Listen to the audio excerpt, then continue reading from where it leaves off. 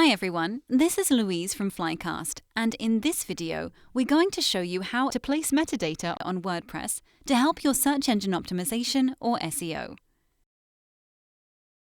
So the first thing you need to do is go to your pages and then click on the page you want to edit.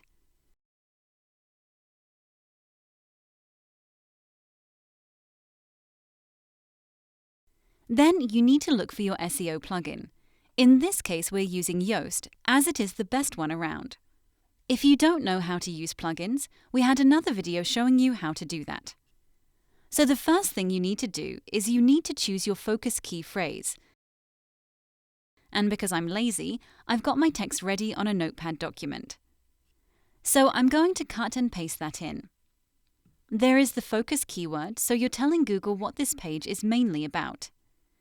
And then we move down to SEO title and SEO meta description.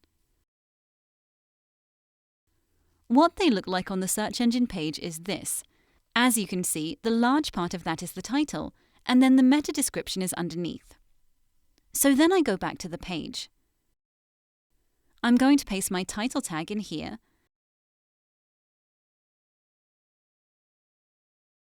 Staying within the green is generally a good idea.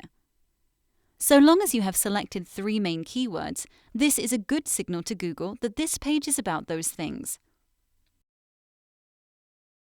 And it looks good here as well. The next thing you need to do is put in the meta description. This tends to be made up of a keyword, some value statements, a credibility statement, and a call to action such as click here or call now. So I'm going to go back to my text document, where I've got something very similar. I'm going to paste that in. Maybe it's a little bit long, as it's giving us a mild warning that it is, but I wouldn't worry too much. And then the next thing you need to do is just save it or publish it. And that's how easy it is to place metadata on WordPress.